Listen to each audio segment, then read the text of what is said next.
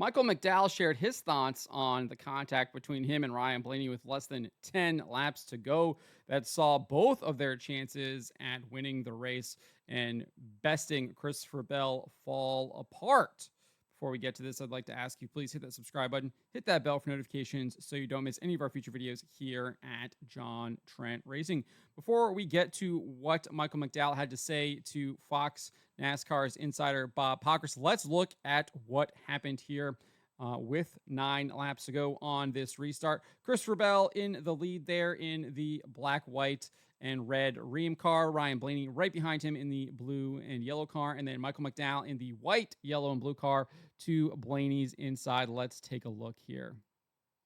See, they're going down into turns 1 and 2. Larson to the bottom. McDowell drives it in, loses the handle, runs into Blaney, spins him out. Blaney does a complete 360. Here is another look at it. Just loses it, makes contact with Blaney, spins them both out. Really lucky that no one T-boned him. All the drivers get to the inside and clear them, but clearly ended his chances at winning the race, ended Blaney's chances at winning the race as well. And Ryan Blaney was not happy about this. Covered this in another video, but this is what he had to say over the radio immediately after the wreck. He says, "What the F did he think was going to happen there? I know exactly what happened. He bombed it in there like a moron." So Blaney clearly not happy about that.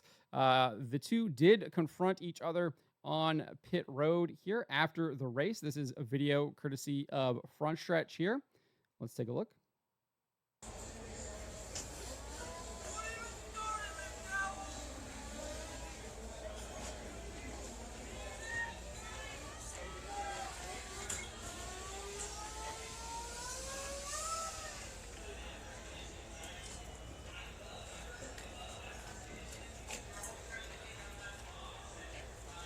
So obviously can't hear exactly what they are saying, but the two are clearly having a discussion.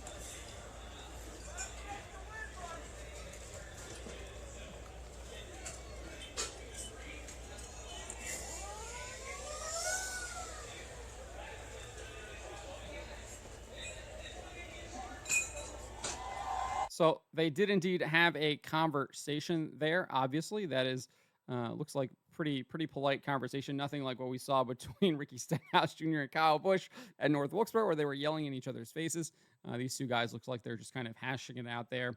Obviously, Blaney not happy, given the fact that he ended up finishing in 25th position. And if we go back here to this article on on3.com, we did have Blaney make some comments here to NBC after the race. He said he was sorry that he wrecked me. The apology is nice, but not going to bring back what he did. I know what he was trying to do. It was a low percentage move. It's wet down there, and you're just going to drive it down in there. What do you think is going to happen?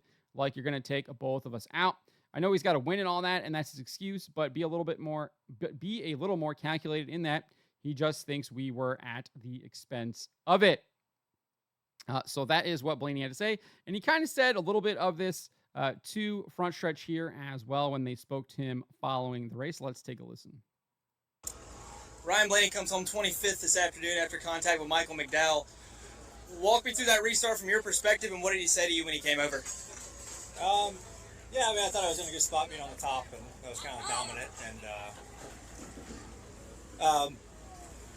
yeah, I mean, he said he was sorry, but he still wrecked me.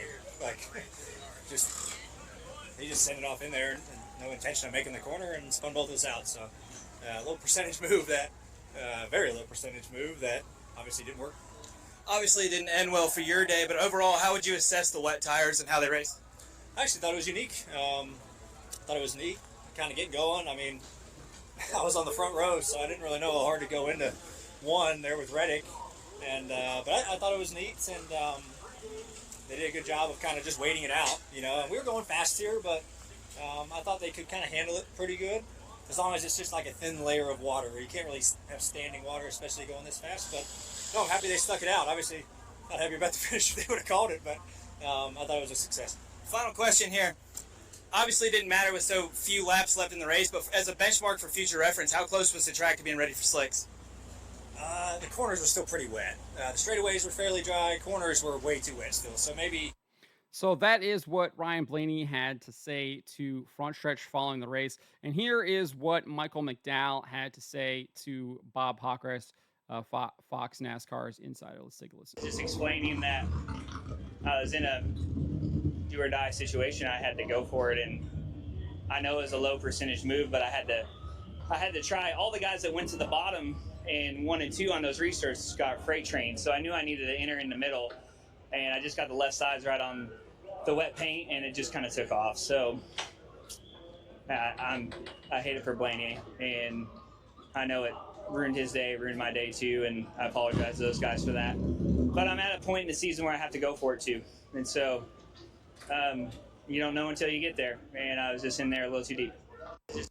So I'm going to disagree with McDowell. I do kind of agree that he's at a point where he has to go for it. But if you watch the Xfinity race yesterday, you saw Christopher Bell come from third and win the race on the last lap. He actually had gotten beat by Cole Custer. Cole Custer had gotten around him and had kind of faded, but Sheldon Creed got in there and was able to kind of move Custer up the track. Both of that contact kind of slowed them down, allowed Bell to get back to the inside of both of them. Custer kind of faded into third. It was a race between Creed and Bell. They're going down into the corner, and Creed was like, hey, you're going to tap me, move me, take the win away from me. I'm going to take the win away from you. And he did, and that allowed Bell to get around Creed, and Bell would end up winning the race. Creed ended up finishing second, and Custer finished third. So obviously there was still 9 laps to go. I don't think you need to be that super aggressive there on the restart. Obviously he didn't want to get freight trained, but I think there was probably some possibility that he could have maybe made a move, sat in that catbird seat in third there, maybe hope that Blaney gets up there, does a move there against Christopher Bell, maybe works on him, and he's able to pounce and make a move there. So I get where he's coming from. He feels like he has to make the move there, but sometimes maybe it might be better to be a little bit more patient and try and